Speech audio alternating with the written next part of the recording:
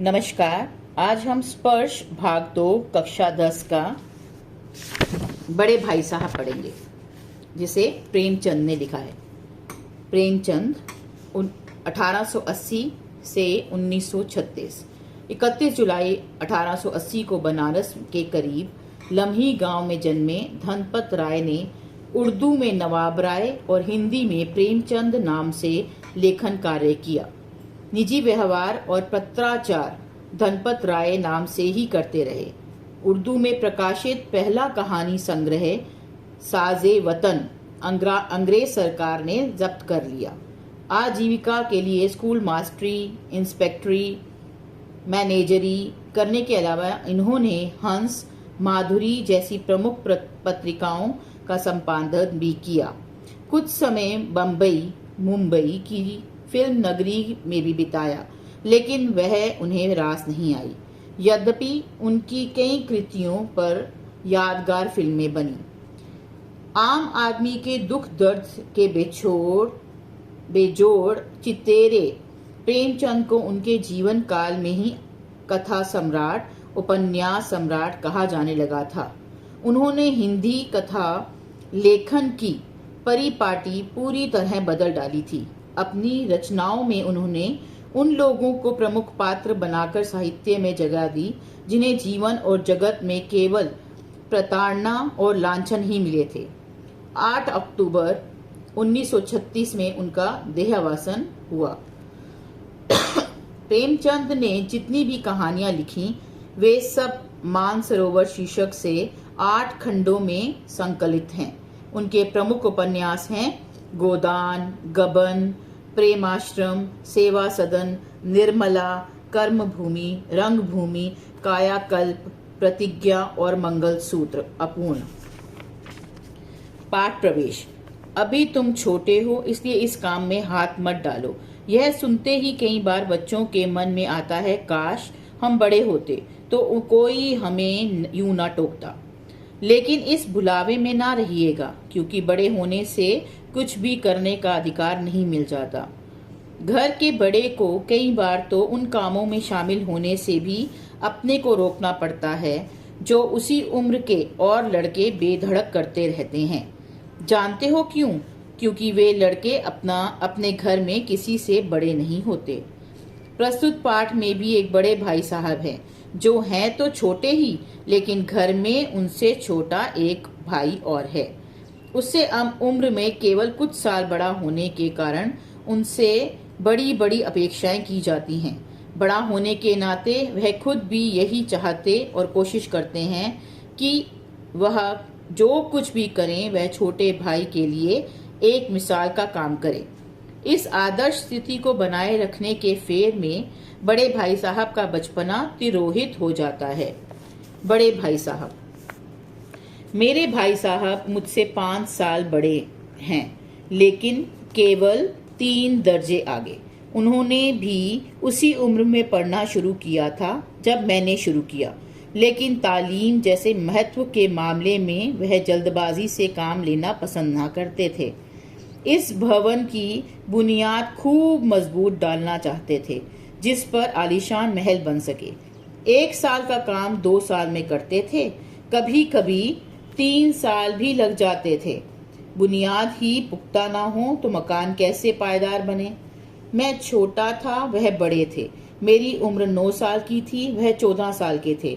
उन्हें मेरी तंबीह और निगरानी का पूरा और जन्मसिद्ध अधिकार था, और मेरी शालीनता इसी में थी कि उनके हुक्म को कानून समझूं।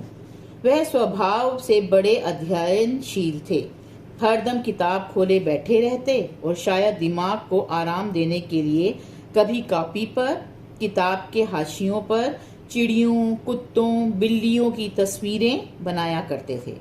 कभी कभी एक ही नाम या शब्द या वाक्य 10-20 बार लिख डालते। कभी एक शेर को बार बार सुनकर अक्षरों में नकल करते। कभी ऐसी शब्द रचना करते जिसमें ना कोई अर्थ होता, ना कोई सामंजस्य। मसलन एक बार उनकी कॉपी पर मैंने एक इबारत देखी, स्पेशल अमीना, भाइयों भाइयों, दरअसल भाई भाई, राधे श्याम, श्रीयुक्त राधे श्याम। 1 घंटे तक इसके बाद एक आदमी का चेहरा बना हुआ था। मैंने बहुत चेष्टा की कि इस पहेली का कोई अर्थ निकालूं, लेकिन असफल रहा और उनसे पूछने का साहस ना हुआ। वह 9वीं जमात में थे, मैं 5वीं में। उनकी रचनाओं को समझना मेरे लिए छोटा मुंह बड़ी बात थी। मेरा जी पढ़ने में बिल्कुल ना लगता था। 1 घंटा भी किताब लेकर बैठना पहाड़ था। मौका पाते ही हॉस्टल से निकलकर मैदान में आ जाता और कभी कंकरियां उछालता, कभी कागज की तितलियां उड़ाता और कहीं कोई साथी मिल गया तो पूछना ही क्या। कभी 4 दीवारी पर चढ़कर नीचे कूद रहे हैं, कभी फाटक पर सवार उसे आगे पीछे चलाते हुए मोटर कार का आनंद उठा रहे हैं। लेकिन कमरे में आते ही भाई साहब का वह रुद्र रूप देखकर प्राण सूख जाते। उनका पहला सवाल यह होता, कहाँ थे? हमेशा यही सवाल इसी ध्वनि में हमेशा पूछा जाता था और इसका जवाब मेरे पास केवल मौन था। ना जाने मेरे मुंह से यह बात क्यों ना निकलती कि जरा बाहर खेल रहा था।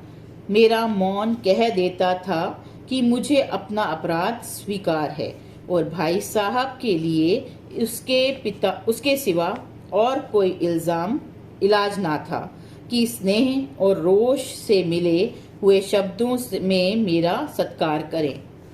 इस तरह अंग्रेजी पढ़ोगे तो जिंदगी भर पढ़ते रहोगे और एक हर्फ ना आएगा। अंग्रेजी पढ़न कोई हंसी खेल नहीं है कि जो चाहे पढ़ ले। नहीं, ऐरा गैरा नत्थु खैरा सभी अंग्रेजी के विद्वान हो जाते। यहाँ रात दिन आंखें फोड़नी पड़ती हैं और खूब जलाना पड़ता है, तब कहीं यह विद्या आती है। और आती क्या है? हाँ, कहने को आ जाती है। बड़े बड़े विद्वान भी शुद्ध अंग्रेजी नहीं लिख सकते, बोलना तो दूर रहा। और मैं कहता हूँ, तुम कितने घूंगा हो कि मुझे देखकर भी सबक नहीं लेते। मैं कितनी मेहनत करता हूँ, यह तुम अपनी आंखों से देखते हो। अगर नहीं देखते तो यह तुम्हारी आंखों का कसूर है, तुम्हारी बुद्धि का कसूर है। इतने मेले तमाशे होते हैं, मुझे तुमने कभी देखने जाते देखा है? रोज ही क्रिकेट और हॉकी मैच होते हैं, मैं पास नहीं फटकता, हमेशा पढ़ता रहता हूँ। उस पर भी एक एक दर्जे में 2-2, 3-3 साल पढ़ा रहता हूँ। फिर भी तुम कैसे आशा करते हो कि तुम यूं खेल कूद में वक्त गवाकर पास हो जाओगे? मुझे तो 2 ही 3 साल लगते हैं। तुम उम्र भर इसी दर्जे में पड़े सड़ते रहोगे। अगर तुम्हें इस तरह उम्र गंवानी है तो बेहतर है घर चले जाओ और मजे से गुल्ली डंडा खेलो। दादा की गाड़ी कमाई के रुपए क्यों बर्बाद करते हो? मैं यह लताड़ सुनकर आंसू बहाने लगता। जवाब ही क्या था? अपराध तो मैंने किया, लताड़ कौन सहे। भाई साहब उपदेश की कला में निपुण थे। ऐसी ऐसी लगती बातें कहते, ऐसे ऐसे सूखती बाण चलाते कि मेरे जिगर के टुकड़े टुकड़े हो जाते और हिम्मत टूट जाती। इस तरह जान तोड़कर मेहनत करने की शक्ति मैं अपने में ना पाता था और उस निराशा में जरा देर के लिए मैं सोचने लगता, क्यों ना घर चला जाऊं। जो काम मेरे बूते के बाहर है उसमें हाथ डालकर क्यों अपनी जिंदगी खराब करूं। मुझे अपना मूर्ख रहना मंजूर था, लेकिन उतनी मेहनत से मुझे तो चक्कर आ जाता था। लेकिन 2 घंटे के बाद निराशा के बादल फट जाते और मैं इरादा करता कि आगे से खूब जी लगाकर पढ़ूंगा। चटपट एक टाइम टेबल बना डालता, बिना पहले से नक्शा बनाए कोई स्कीम तैयार किए काम कैसे शुरू करूं।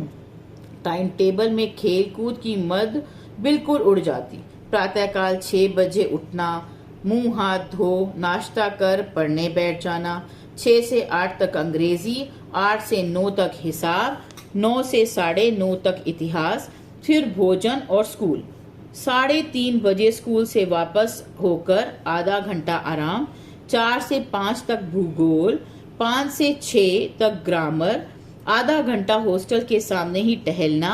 6:30 से 7 तक अंग्रेजी कॉम्पोजिशन, फिर भोजन करके 8 से 9 तक अनुवाद, 9 से 10 तक हिंदी, 10 से 11 तक विविध विषय, फिर विश्राम। मगर टाइम टेबल बना लेना एक बात है, उस पर अमल करना दूसरी बात। पहले ही दिन उसकी अवहेलना शुरू हो जाती। मैदान की वह सुखद हरियाली, हवा के हल्के हल्के झोंके, फुटबॉल की वह उछल कूद, कबड्डी के वह दांव घात, वॉलीबॉल की वह तेजी और फुर्ती मुझे अज्ञात और अनिवार्य रूप से खींच ले जाती, और वहां जाते ही मैं सब कुछ भूल जाता। वह जानलेवा टाइम टेबल, वह आंख फोड़ पुस्तकें, किसी की याद न रहती, और भाई साहब को नसीहत और फजीहत का अवसर मिल जाता। मैं उनके साए से भागता, उनकी आंखों से दूर रहने की चेष्टा करता। कमरे में इस तरह दबे पाव आता कि उन्हें खबर ना हो। उनकी नजर मेरी ओर उठी और मेरे प्राण निकले। हमेशा सिर पर एक नंगी तलवार सी लटकती मालूम होती। फिर भी जैसे मौत और विपत्ति के बीच भी आदमी मोह और माया के बंधन में जकड़ा रहता है, मैं फटकार और घुड़कियां खाकर भी खेलकूद का तिरस्कार ना कर सकता था। आगे का भाग दूसरी वीडियो में। नमस्कार, आज हम स्पर्श भाग 2 कक्षा 10 का बड़े भाई साहब पढ़ेंगे, जिसे प्रेमचंद ने लिखा।